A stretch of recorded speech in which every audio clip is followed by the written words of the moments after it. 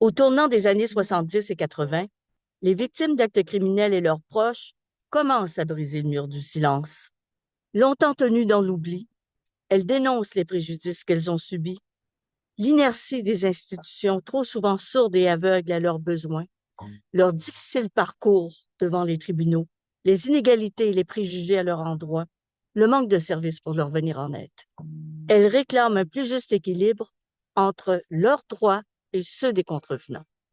Les services aux victimes sont alors embryonnaires, sous-financés.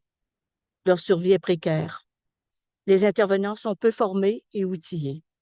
Et les gouvernements sont peu sensibles au sort des personnes qui subissent les contre-coups du crime. Tout est à faire.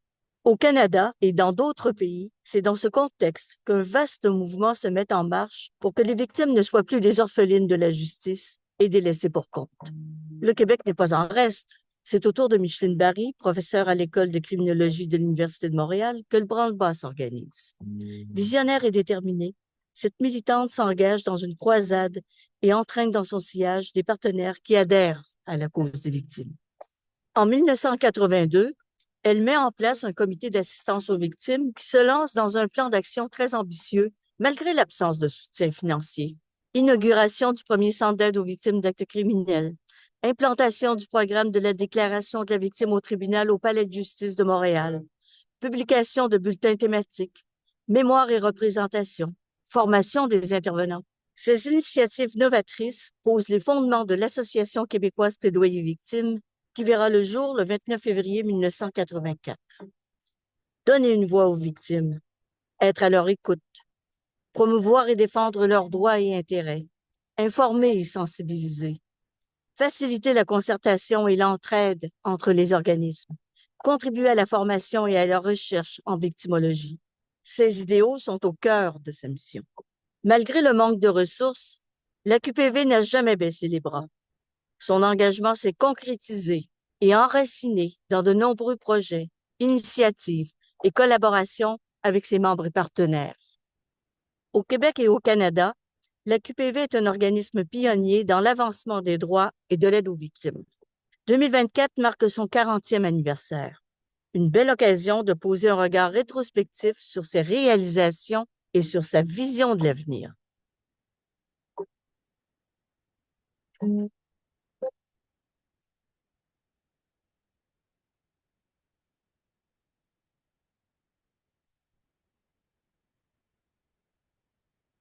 C'est une belle vidéo, hein?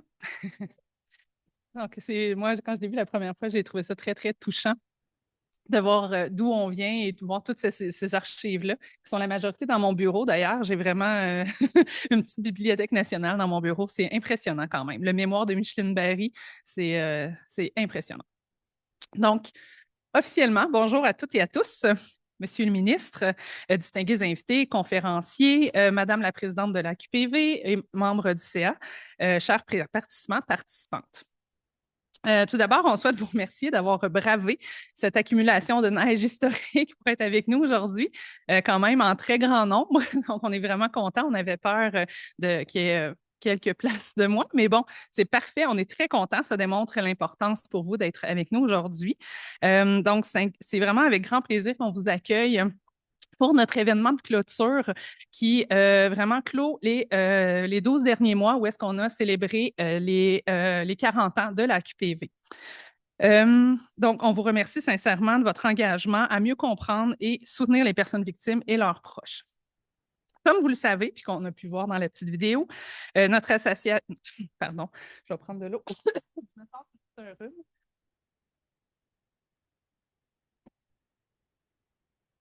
Pardon. Donc, notre association œuvre depuis maintenant 40 ans à travers la représentation, l'information, la formation et la mobilisation sociale dans le but de défendre et promouvoir les droits et les intérêts collectifs des personnes victimes d'infractions criminelles. En cette année toute spéciale, on a décidé de souligner ça à travers différentes activités. Donc, on a retracé les débuts de l'association depuis 1984 et ça a été vraiment intéressant, comme je le disais, là, de fouiller tous ces documents-là. On a regardé les premiers bulletins d'information le premier colloque provincial qui a été organisé par la QPV, ou encore le projet de recherche-action qui a concrétisé l'élaboration de la déclaration de la victime sur les conséquences du crime telle qu'on la connaît aujourd'hui, qui est si importante pour les personnes victimes. Également, on a pu faire le récapitulatif des avancées législatives des 40 dernières années, tant sur la scène fédérale que provinciale, et qui a permis à l'amélioration du parcours des personnes victimes dans le système de justice. Et on a eu beaucoup de conférencières sur ces différents sujets et aussi sur les services d'aide. D'ailleurs, je tiens à remercier particulièrement Arlène, entre autres, Maître Éliane Beaulieu, Louise Riendeau, je ne veux pas oublier personne, Joanne Wemmers, Marthe Cousineau pour leur contribution liée à ces activités. On a également proposé une activité de réflexion sur la notion de victime. On l'a analysé sous différents angles et on a demandé à différents experts et expertes, tels qu'Arlène Godreau, encore une fois, Joanne Wemmers, Simon Lapierre, Latifa Bouja-Labia, Maître Anouk Balzer, Maître Annie Pelletier et Maureen Hervieux, Sophie Nicoué-Neptune et Chloé Pelletier de Femmes autochtones du Québec. On a également produit des capsules vidéo qui explorent 3 formes de victimisation un peu moins connues, soit les thérapies de conversion, les crimes économiques et les crimes à caractère haineux. L'objectif était d'en faire un bref portrait, d'informer sur ce qui est prévu par les lois fédérales et provinciales et de comprendre les conséquences sur les personnes victimes et d'informer sur les recours et les ressources qui sont disponibles. J'adresse ici mes remerciements à Céleste Trianon et Louis-Odette Gosselin, ainsi qu'à la professeure Patricia Akiyobi.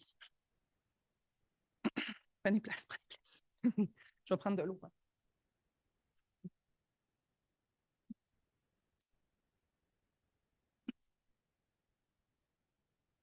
Donc, la mise en lumière des proches et des personnes victimes, ainsi que l'exploration de la notion de justice réparatrice en collaboration avec le CSJR, le réseau Équijustice et ASOJAC, ainsi que la professeure Mylène Jacou, ont complété notre programme d'activité.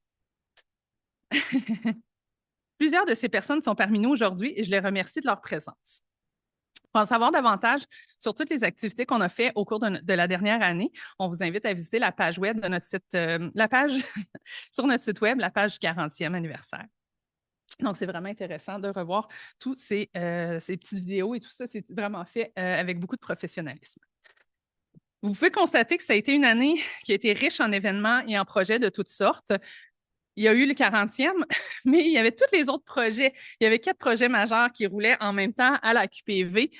Donc, je vous dirais que tous ces accomplissements-là, il n'aurait pas été possible sans le travail remarquable, l'engagement et le dévouement de l'équipe de la QPV. C'est grâce à vous qu'on a pu organiser et réaliser avec succès toutes les activités entourant le 40e. Votre contribution a été essentielle, non seulement pour cet événement marquant, mais aussi pour mener à bien tous les projets qui était porté par la QPV. On a vu récemment, là, on a sorti notre nouvelle édition du Guide Votre Parcours. On a sorti la semaine dernière la vidéo de la formation LabVic. Donc, c'était des gros projets qui étaient roulés depuis, je vous dirais, un bon 2, 3, 4 ans, oui, au moins pour certains projets. Donc, ça a été une année très, très chargée. Donc, rien de tout ça aurait été possible sans vous. C'est incroyable de constater tout le travail que peut accomplir cette formidable équipe qui consiste en 6 personnes. Donc, les gens, quand je leur parle de ce qu'on fait à la QPV, ils disent « Ah, vous devez être 10-15 ». Non, non, c'est 6 personnes, ça inclut mon bras droit, mon adjoint. Donc, il y a 5 personnes qui travaillent que sur des projets. Donc, c'est assez incroyable. C'est des petites abeilles, c'est une petite ruche, la QPV, finalement. Donc, je vous souhaite vous dire merci. Et pour moi, comme directrice, c'est vraiment un cadeau de pouvoir diriger un organisme qui fonctionne aussi bien avec des gens qui sont aussi dévoués. Donc, merci. J'aimerais ça que vous leviez l'équipe pour qu'on voit les... Mon équipe est là.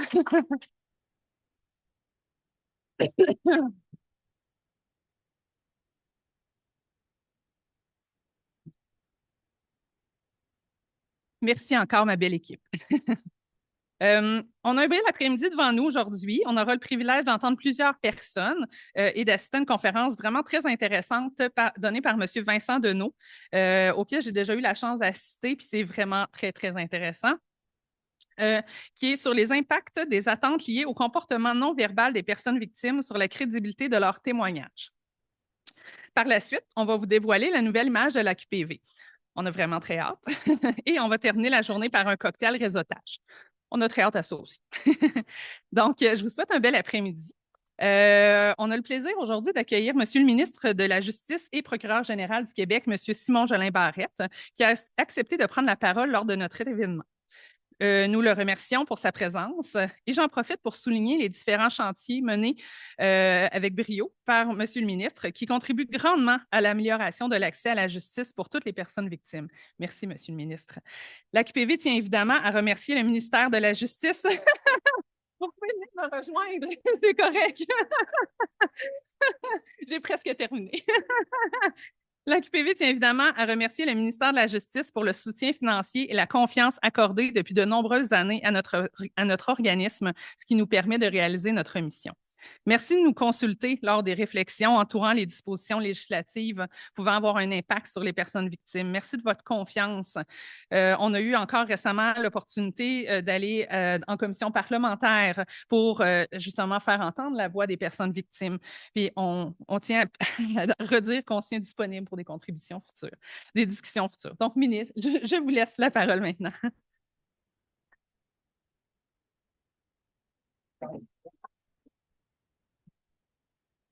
Bonjour tout le monde. J'étais prête à monter. J'étais enthousiaste. Madame Karine McDonald, directrice générale de l'AQPV. Madame Jocelyne Rancourt, présidente du conseil d'administration de l'AQPV. Madame Arlène Gaudreault, ex-présidente du conseil d'administration et membre fondatrice de l'AQPV.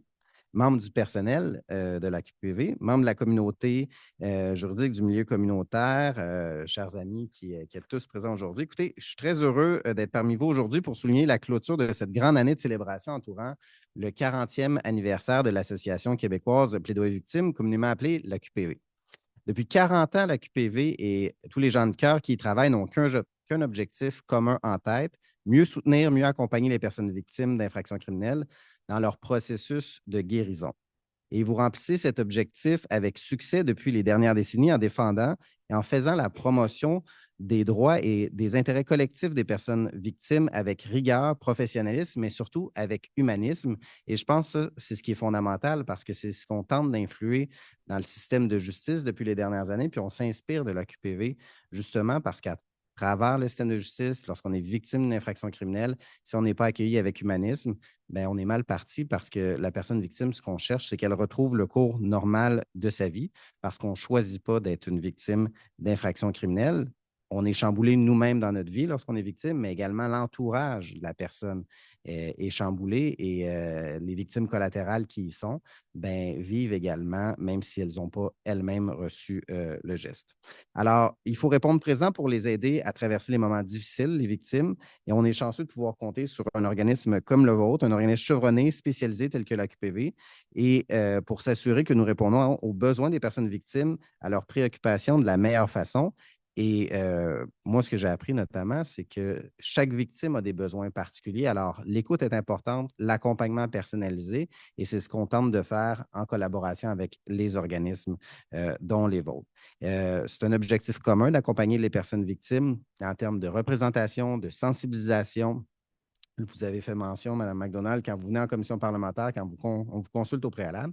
Puis je peux vous dire, pour chacun des organismes qu'on consulte, ça fait une réelle différence parce que pour le législateur, pour le gouvernement, lorsqu'on vous entend, on prend votre point de vue puis on essaie de le traduire en intention législative puis de donner des outils, surtout au cours des dernières années, pour faire en sorte justement que la loi reflète véritablement la problématique. Puis parfois, c'est même d'actualité. Je pense au projet de loi 73 qu'on a adopté sur les images intimes, puis pour faire en sorte que désormais, certains comportements ne soient plus admissibles en preuve, bien, on voit au Palais de justice de Montréal, ces temps-ci, il y a certaines réformes qui sont contestées, donc on va attendre de voir le résultat de tout ça sur la constitutionnalité, mais j'ai confiance.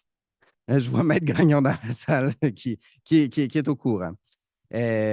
Écoutez, faire la nomenclature de tous vos succès de l'AQPV au cours des 40 dernières années serait peut-être un peu long. Vous avez fait un peu une revue de presse, un résumé de tout ça, mais je voudrais souligner quand même quelques éléments auxquels vous avez contribué, notamment votre colloque abordant les victimes d'actes criminels qui se représentent seules devant les tribunaux, qui a permis de sensibiliser les acteurs du système de justice aux défis que les personnes victimes peuvent rencontrer. Votre projet de sensibilisation sur la cyberviolence qui permet de sensibiliser les parents à cet enjeu d'actualité. plus présent que l'on pense dans les relations amoureuses entre adolescents. Votre brochure d'information pour les personnes victimes d'actes criminels commis par une personne reconnue non criminellement responsable. Le développement de diverses formations, notamment celles portant sur les droits et les recours des personnes victimes dans le système de justice pénale également. Alors, par ces initiatives, vous permettez aux personnes victimes et à leurs proches d'être mieux outillées, ce qui contribue grandement à leur sentiment de confiance.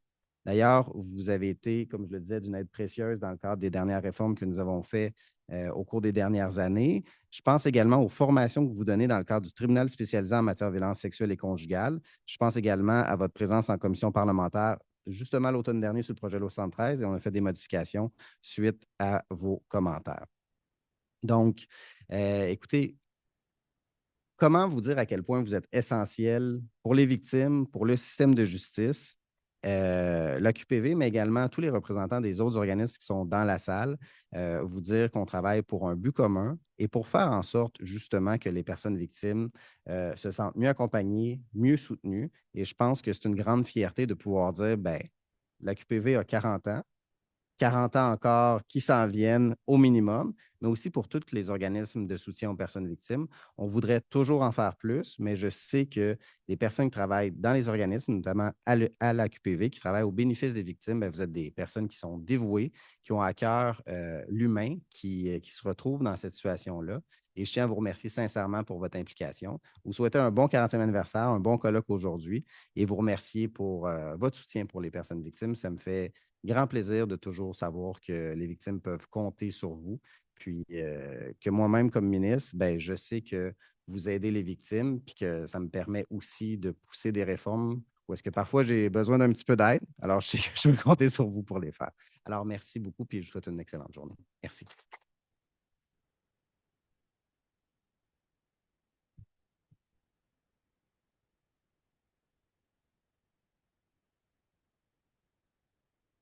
Merci, Monsieur le ministre, pour vos bons mots. C'est toujours le fun de savoir. Mais on le sait que vous appréciez beaucoup les organismes, mais de l'entendre comme ça dans un événement comme ça, c'est vraiment super. Donc, merci beaucoup. Donc, maintenant, j'ai le plaisir de vous présenter Arlène Godreau, si elle a vraiment besoin de présentation. Je ne le crois pas. Elle a été l'ambassadrice de notre 40e anniversaire tout au long de l'année. Ce rôle lui a été confié pour la remercier, étant donné son apport exceptionnel à la QPV. D'ailleurs, est-ce que vous avez reconnu la voix d'Arlène dans la petite vidéo? C'est elle aussi qui a composé le magnifique texte qu'on entend dans la vidéo qui rend ça si émouvant. Je pense que tout le monde la connaît bien, mais je pense que c'est important aussi de rappeler le parcours exceptionnel d'Arlène. Donc, elle a été membre fondatrice de la QPV et a été sa présidente pendant 36 ans. Donc, c'est pas rien. Elle a contribué au développement de plusieurs projets visant à améliorer les connaissances et les pratiques à l'endroit des victimes d'infractions criminelles et de leurs proches. Elle a été invitée comme conférencière dans divers colloques et activités scientifiques au Québec, au Canada et en Europe. Son expertise a été sollicitée pour siéger sur de nombreux comités de travail et participer à des consultations portant sur l'aide, l'indemnisation et l'avancement des droits des victimes d'infractions criminelles. Elle a reçu plusieurs prix, soulignant sa contribution au développement des initiatives en faveur des victimes et la promotion de leurs droits, dont le prix de la justice, et a été nommée au Conseil de la magistrature du Québec en 2023. Donc, quel beau parcours, Arlène. Toutes ces années à donner de ton temps. Donc, on devait absolument le reconnaître aujourd'hui. Donc, merci, Arlène. Je te cède la parole.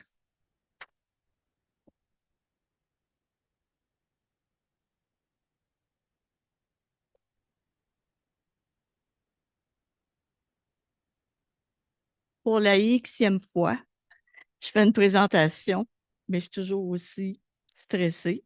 Ça ne changera pas. Monsieur le ministre, chers membres de l'équipe de la permanence qui avait orchestré cette journée, membres du conseil d'administration, chers partenaires, chers participants, chères anciennes étudiantes et chers amis. C'est un grand plaisir de vous retrouver aujourd'hui ou encore de faire votre connaissance. J'ai pensé que ces 3 minutes ou 5 minutes qui m'étaient accordées seraient un bon moment, mais je vais tricher, je vous le dis tout de suite. Sont un bon moment pour rendre hommage à la QPV. Et j'ai pas beaucoup de temps, je vais essayer d'aller à l'essentiel. Et vous me pardonnerez si c'est un survol, évidemment, qui ne sera pas exhaustif. Je vais dire 3 choses qui sont importantes pour moi par rapport à l'image de la QPV, puis par rapport à son sens. C'est un organisme pionnier, on l'a dit, mais c'est un organisme visionnaire aussi. Parce que dès le départ, il a campé des initiatives, il a travaillé autour d'objectifs qui nous inspirent encore aujourd'hui. Il y a un fil conducteur très, très important dans tout ce qu'on a fait. Plaidoyer victime a été la première table de concertation au Québec. Et à l'époque, on était à peu près 20 personnes qui travaillaient dans le champ de l'aide aux victimes. Quand on a parlé de l'expérimentation du premier centre d'aide, c'était un laboratoire à ce moment-là. C'est un budget famélique.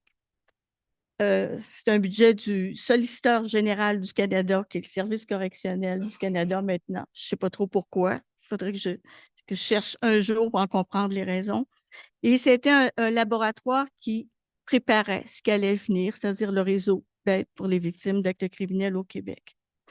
Quand on dit qu'on a implanté la déclaration de la victime, ça a l'air simple et ça a l'air clair. Mais à cette époque-là, c'était révolutionnaire.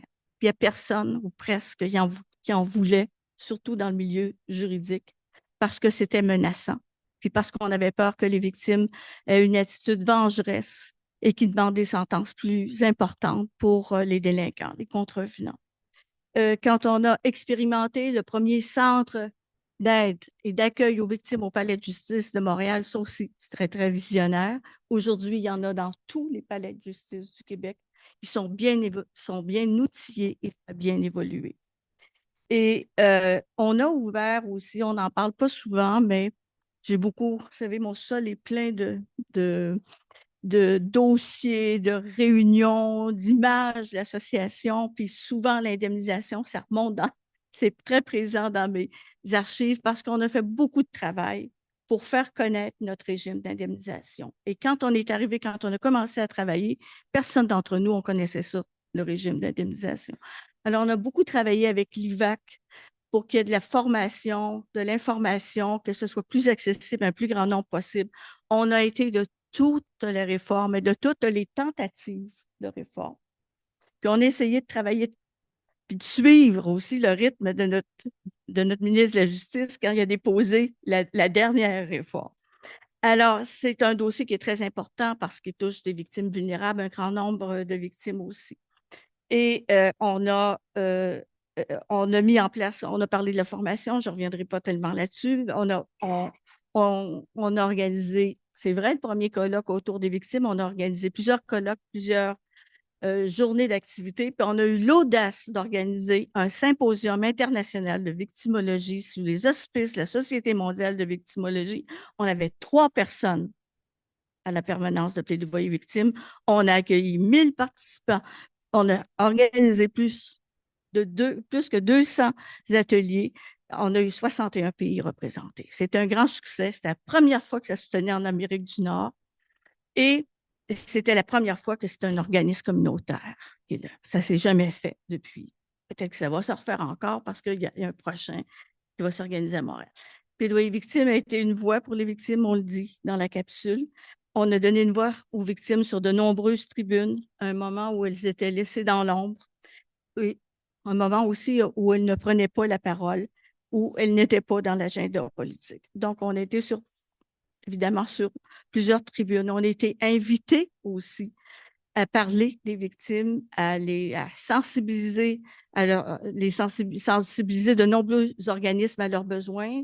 Pour ma part, quand j'étais présidente et porte-parole de l'association, je pense que j'ai participé, fait des conférences dans pas loin de 200 occasions dans différents milieux auprès de différentes personnes, de différents acteurs pour mettre en lumière les obstacles que les victimes rencontraient, pour encourager des changements dans leur milieu, pour les impliquer.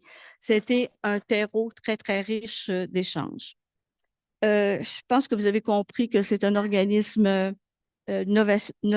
audacieux et novateur. Je pense que c'est ce qui le caractérise. C'est un organisme résilient. Puis je vais être obligée de parler un petit peu d'argent. Je ne veux pas étaler nos misères, mais je ne peux pas m'empêcher de vous dire que nos débuts ont été très difficiles.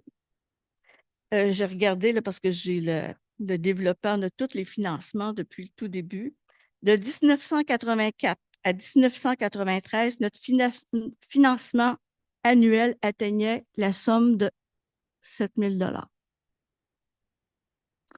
Et quand on a commencé à avoir un financement du ministère de la Justice comme tel, là, on a eu 10 000 $. Ça, on a eu quelques années, là, 10 000 $. Alors, vous comprendrez que nos revenus ont été modestes pendant longtemps. Ils le sont encore.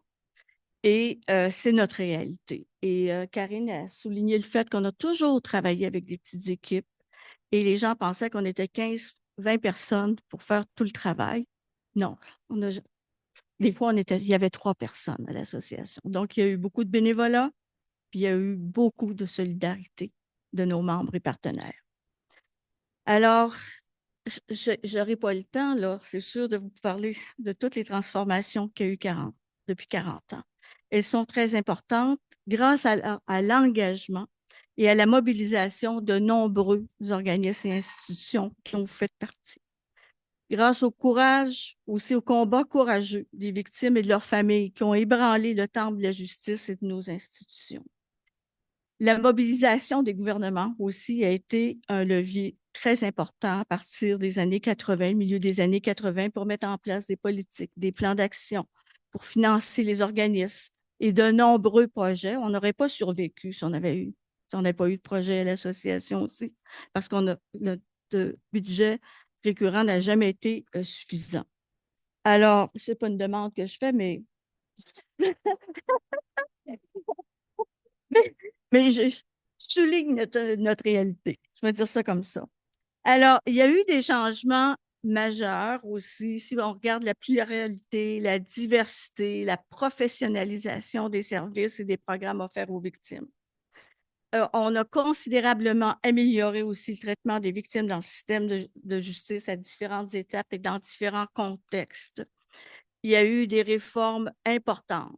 Je travaillais dernièrement là, sur un article sur la recherche aussi. La recherche s'est déployée dans toutes sortes de dimensions, s'est intéressée à toutes sortes de victimes et victimisations. On n'est pas capable de suivre même la cadence des recherches et des publications à l'heure actuelle. Et je regarde, il y en a des chercheurs aussi, quelques-unes dans la salle. Alors, je reviendrai aux réformes parce qu'elles ont été importantes au niveau du palier fédéral. Je pense particulièrement à la Charte canadienne des droits des victimes, mais elles ont été très importantes au Québec aussi, dans les lois qui relèvent des compétences provinciales. Je pense au Code criminel, les normes du travail, l'aide juridique, plus récemment les tribunaux spécialisés et la réforme majeure de notre régime d'indemnisation. Une réforme qu'on réclamait depuis très longtemps. Monsieur le ministre, vous avez été très actif, très proactif.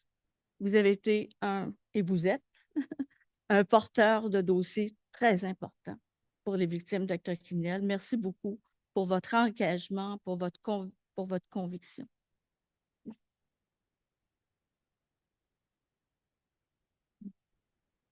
Et je voudrais, si vous me permettez, ce ne sera pas très long, quelques regards sur l'avenir. Alors, je vais parler un peu des droits des victimes parce que c'est au cœur de la mission des droits des victimes. Je dirais ceci. Je dirais que c'est mes inquiétudes. Je vais appeler ça comme ça. Je ne dirais pas que c'est un bilan critique, je dirais que c'est mes inquiétudes. Les droits des victimes, on a fait beaucoup de progrès on a encadré ces droits dans des lois au fédéral, au provincial. Mais ces droits-là restent fragiles dans la mesure où ils dépendent du pouvoir discrétionnaire et de la bonne volonté des institutions. Ils demeurent fragiles parce que les proches ne connaissent pas assez ou peu leurs droits et les recours lorsqu'ils sont lésés ou bafoués. Et on a des recours qui ne sont pas très opérants dans les lois à l'heure actuelle, qui sont à vraiment améliorer. Les droits sont fragiles aussi parce que ce ne sont pas tout. Il y a certaines institutions, certaines instances qui n'ont pas défini leurs obligations et leurs responsabilités à leur endroit. Donc, puis il y a le fait aussi que les ressources ne sont pas toujours au rendez-vous. La reconnaissance du statut de victime et de leurs droits est à géométrie variable dans nos différents tribunaux, dans nos organismes et dans nos institutions. Elle dépend de leur mission, de leurs ressources et de leur positionnement. Il ne faut pas croire que la route est déjà toute tracée. Nous devrions, j'espère qu'on va aller vers ça, accorder une attention particulière aux groupes et aux personnes qui restent en marge de nos services, de nos politiques, de nos plans d'action ou réformes. Les recommandations du rapport Rebâtir la confiance ont eu beaucoup d'écho et se sont traduites dans des actions concrètes sur le terrain. C'était rapide, c'était efficace. Le vaste chantier qui a été mis en place pour les tribunaux spécialisés en agression sexuelle et en violence conjugale est porteur d'expériences et d'enseignements qui devraient être transposés dans d'autres contextes et bénéficier à d'autres personnes victimes. Il faut éviter d'avoir une justice à deux vitesses et dans une perspective d'équité, dans un souci d'équité, faire en sorte que toutes les victimes, dans la mesure du possible, aient accès à l'aide et à l'accompagnement dont elles ont besoin. Nous sommes actuellement dans un environnement géopolitique instable et insécurisant. Et presque chaque jour, les médias évoquent l'état de nos finances, surtout de nos dettes, les coupures à venir. Il y avait encore un article ce matin dans le journal Le Devoir concernant le projet de représentation qui est mis sur la glace. En tout cas, j'espère pour le moment que je pense que vous êtes sensible à cette question-là, puis que vous allez regarder pour trouver des solutions. Mais on est dans ce contexte-là et je pense que les acquis qu'on a faits sont fragiles aussi. Alors, il y a vraiment de nouveaux défis qui nous attendent et je pense qu'il faut développer, même dans le contexte actuel, une vision des objectifs à atteindre à long terme et des travaux à accomplir. En terminant, je voudrais tout simplement dire merci à toutes les personnes qui ont soutenu et nourri la mission de l'association au cours des 40 dernières années. C'est un grand privilège pour moi de participer aux travaux de l'association. Je remercie tous les employés qui ont quotidiennement euh, euh, fait vivre sa mission aux personnes qui ont siégé sur les conseils d'administration, à nos membres, à nos partenaires et collaborateurs. Et merci à la relève qui assurera la continuité et la pérennité de la mission de l'association. Alors, merci à vous d'être là, puis bon après-midi, tout simplement.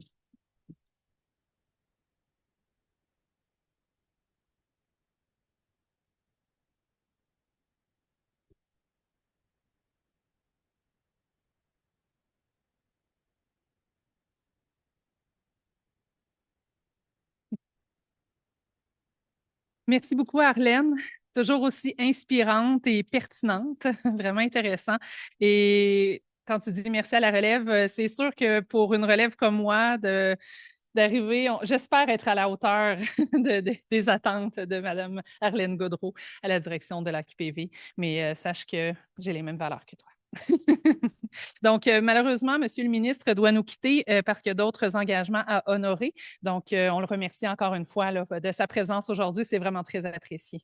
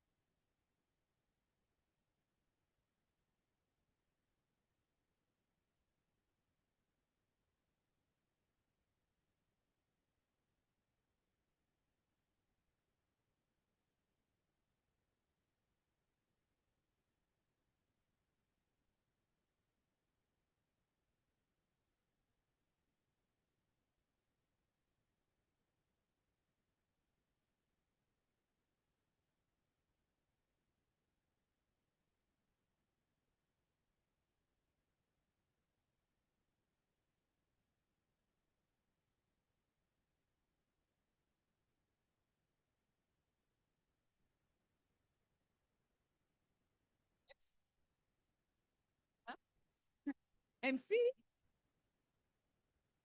Marie-Christine?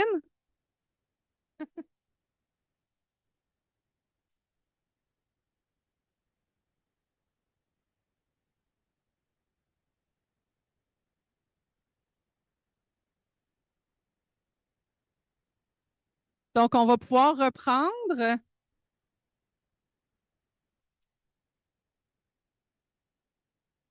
C'est sûr que terminer la journée avec un petit verre de bulle, ça délie les langues. Mais comme je vous disais, après un petit 20 minutes encore, et après, il y aura des bouchées et du vin là, qui vous seront offerts également là, jusqu'à 6 heures également. Puis vous pourrez jaser tant que vous voulez.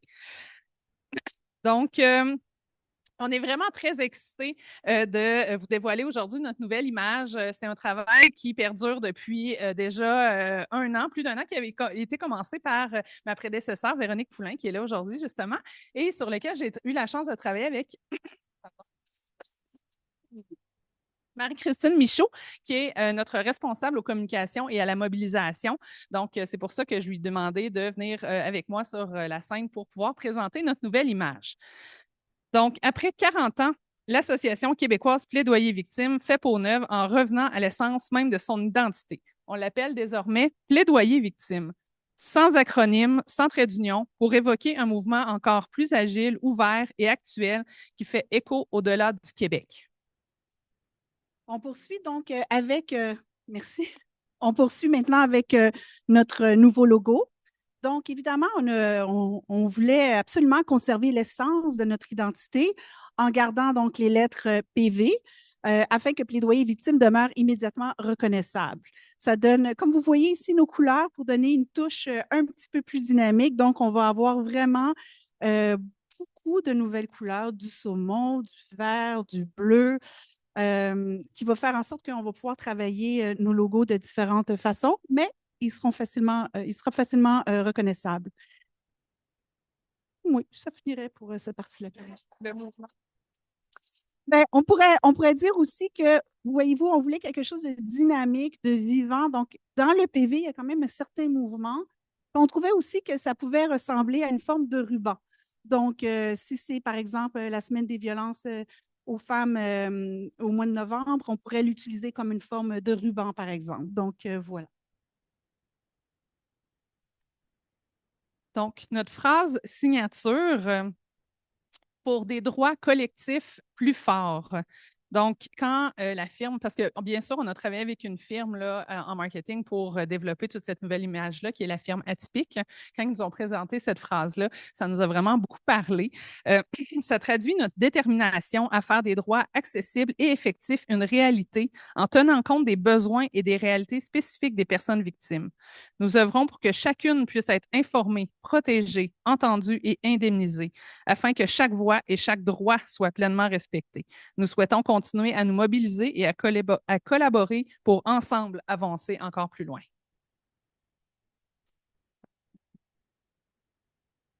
Avec cette nouvelle image, on confirme encore notre positionnement comme l'organisme au Québec qui travaille pour l'avancement des droits collectifs de toutes les personnes victimes et quelle que soit la nature de l'infraction criminelle.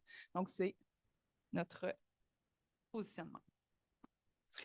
Au niveau de notre mission, notre vision, nos valeurs, c'est sûr que ce n'est pas dénaturé, mais on l'a quand même revu. Donc, vraiment, ici, la mission qui est de défendre, promouvoir, très important, les droits collectifs. Souvent, les gens vont oublier qu'on parle, nous, ici, à Plaidoyer Victime, maintenant, je dois dire, de droits collectifs et les intérêts des personnes victimes d'infractions criminelles, avec une vision, donc, d'avoir des droits accessibles, respectés et très important, des recours, oui, mais des recours effectifs.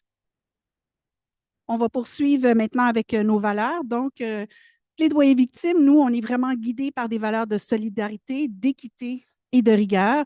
Pourquoi solidarité? Bien, ça se manifeste à l'égard des personnes victimes d'infractions criminelles et entre les membres, les partenaires et les instances décisionnelles pour mobiliser les voix et les actions, chose qu'on voit vraiment avec vous aujourd'hui. Vous êtes tous présents, très, très nombreux parmi nous. L'équité, qui se manifeste par l'inclusion des différentes réalités, des besoins spécifiques des personnes victimes d'infractions criminelles dans nos actions, et la rigueur, qui se manifeste par l'appui de nos travaux, de nos positions sur des données probantes et des connaissances de pointe.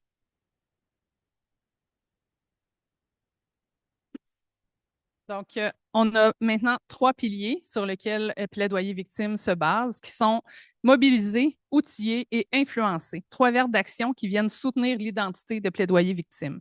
Il précise en un coup d'œil les grands champs d'action de l'organisme, de la mobilisation d'une communauté, aux activités de représentation participant à améliorer les droits des victimes, des personnes victimes et leur effectivité, surtout, on revient là-dessus, et en passant par la production et la diffusion d'informations et de formations. Je le répète depuis le début, même Arlène l'a dit tout à l'heure, tout ça ne serait pas possible sans mon équipe. Donc, pour la suite, j'inviterai toute mon équipe à venir ici, s'il vous plaît.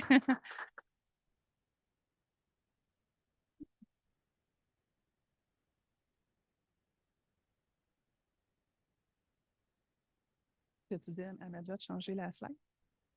OK.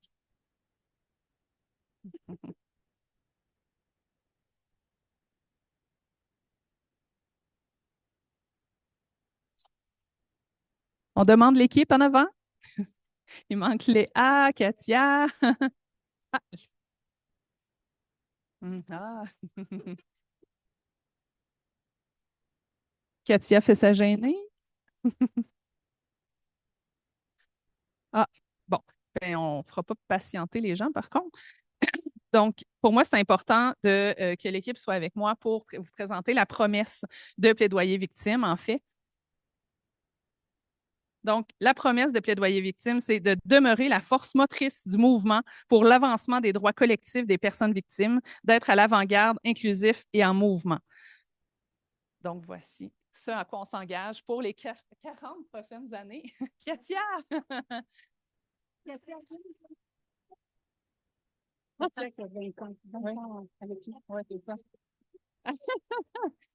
On a changé un petit peu les choses, Katia. Je suis désolée.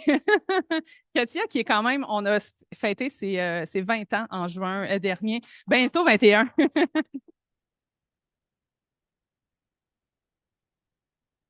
Donc, quand j'ai présenté les piliers, il y avait 3 verbes d'action, mais on pourrait rajouter Katia à côté.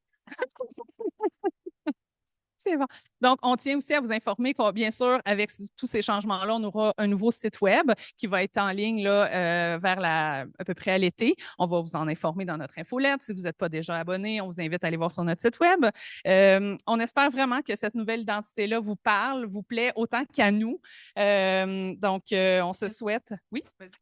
Moi, j'aimerais juste dire, j'aimerais souligner, on a une nouvelle DG qui est formidable, qui a fait une animation d'enfer aujourd'hui. Donc, j'aimerais ça qu'on le souligne. Merci. Merci. Donc, je souhaiterais qu'on lève notre verre aux 40 prochaines années de Plaidoyer victime. Et à nos fabuleux partenaires d'être ici aujourd'hui, c'est vraiment incroyable. Je suis sans mots devant le nombre de personnes qui se sont déplacées malgré la neige. Donc, merci. Donc, au cocktail. Ah oui, pardon. Oh, je suis désolée, Jocelyne, my God. Non, un petit mot de Jocelyne. Non, le dernier mot. Donc, j'étais trop dedans, là. Jocelyne, qui est notre présidente.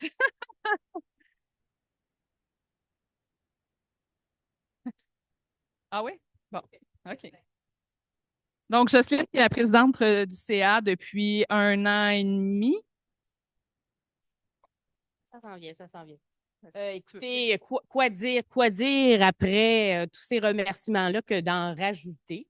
Je pense que c'est la journée pour ça, alors je vais en rajouter. J'ai eu la chance tantôt, grâce à l'équipe, de me joindre à la petite préparation avec le ministre, Maître Simon Jolin Barrette.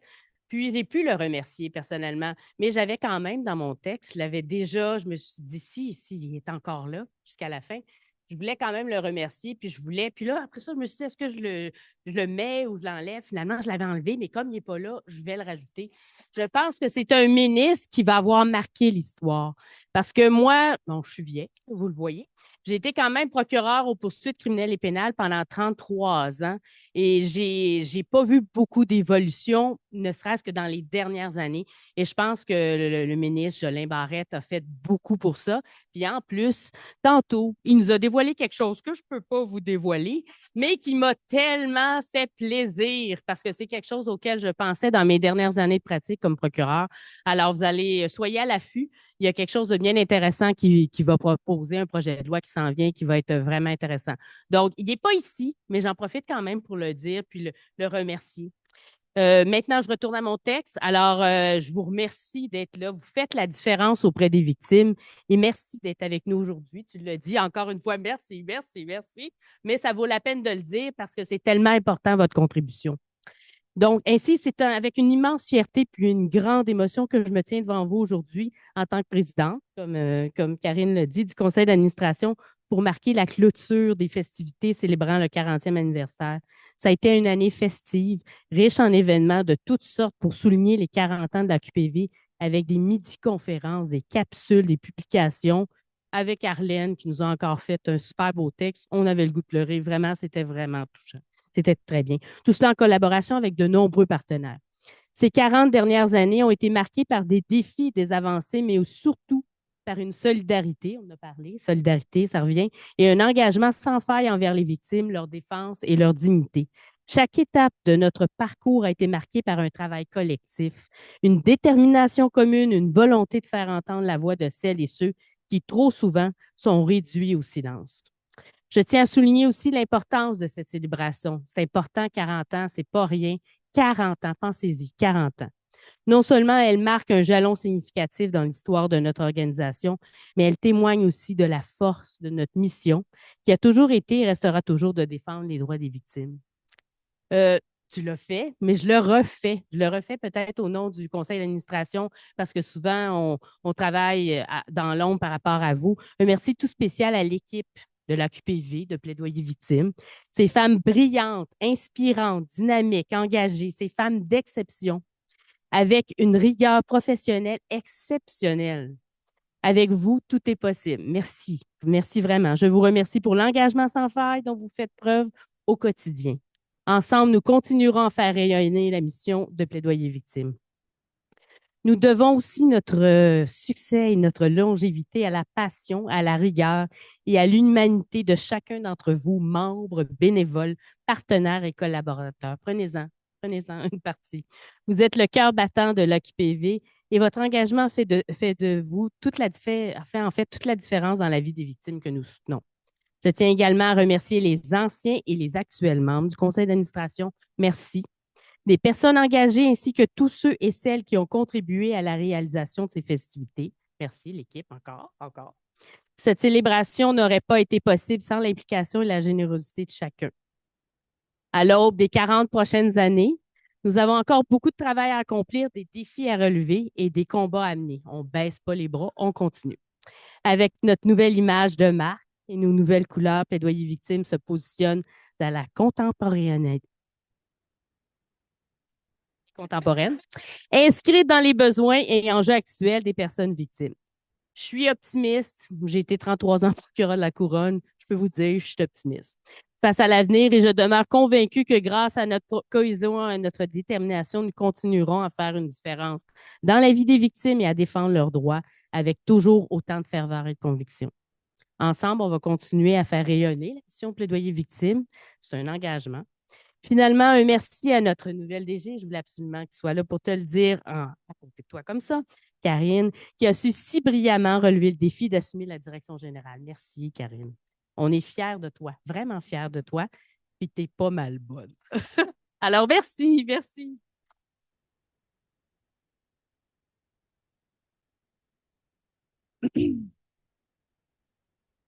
Donc, merci Jocelyne. Là, c'est vrai, cocktail!